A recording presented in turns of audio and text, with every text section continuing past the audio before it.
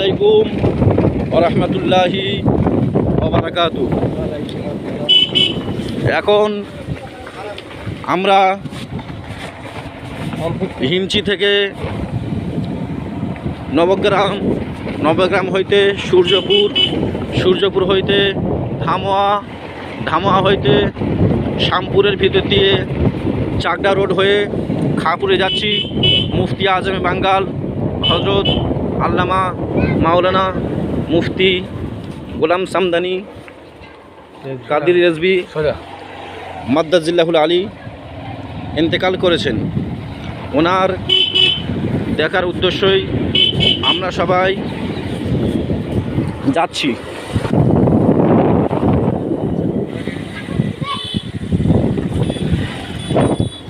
আমাদের সাথে হাফিজ নাজির এবং বরদা রোশন আলী এবং গণাগার অধম